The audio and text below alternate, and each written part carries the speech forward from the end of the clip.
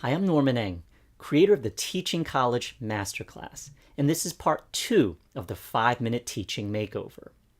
Today I want to go through 5 things that you can do to improve the way you communicate to students. Good communication helps students understand your lecture, take ownership of their learning, and buy into your system. And yes, as a former marketing executive, I am suggesting you sell what you're teaching.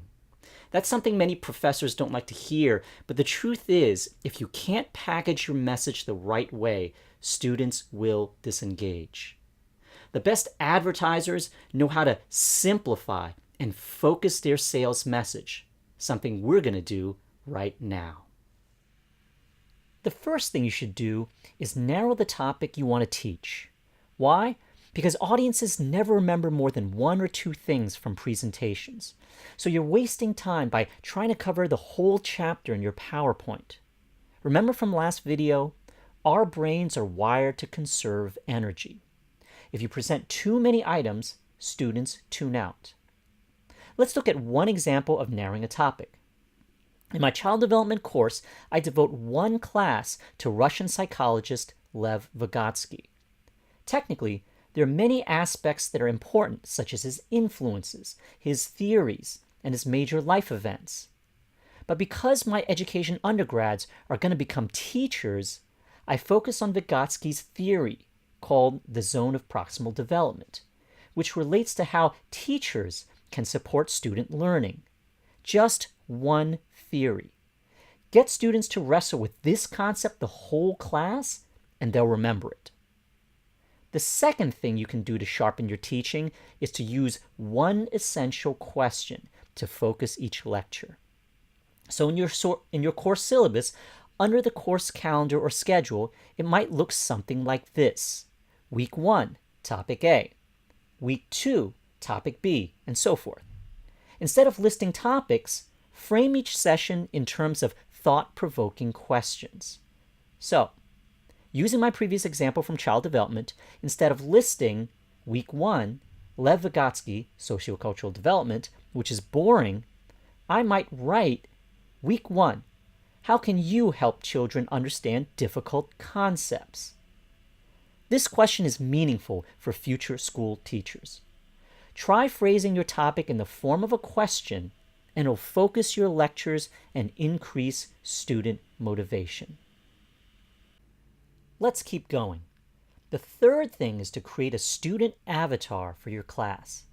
It's a 1-paragraph profile of your typical student, including their age, gender, their major, their hopes, fears, goals, obstacles, and more. Maybe they have a fear of math, which has huge implications for how you might teach your math course.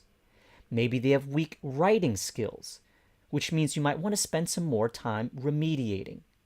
The point is to define the characteristics of your students to the best of your abilities and to use that to guide your planning and teaching. Number 4, adopt an active approach to teaching and learning. This means instead of starting a lecture with, "Today we're going to go over the major differences between supply-side economics and Keynesian economics," why not present students with a scenario or question that they have to grapple with in a more familiar context? You might tell students, say you're an employee at a company. Would you rather have less taxes taken out of your paycheck or get more skills training? The idea is to get students familiar with the underlying idea behind supply-side economics and Keynesian economics, which can then lead to a more productive discussion or lecture. The 5th and final thing you want to do is to use prior student work as examples that students can reference. A lot of times, students complain that professors aren't clear about what they want in a paper. Help them succeed by giving them what's called an exemplar, which is an example of what a previous student had done.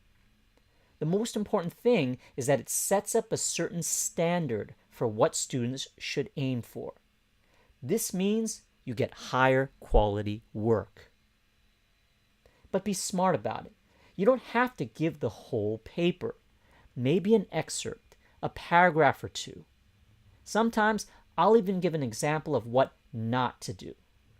So get into the habit of collecting examples from students into a folder. Just ask them permission to use it first. Listen, thanks for tuning into the 5-Minute Teaching Makeover. I hope you gained a lot from these 2 videos and that you're already thinking about how these ideas can transform your lectures. Stay on my email list. I'll keep sending you 100% valuable information to help you out. And if the time is right, come join us in our premium online course, the Teaching College Masterclass, that walks you through step by step the teaching system I developed that 10x's your impact in the college classroom. There's nothing else out there quite like it. Cheers.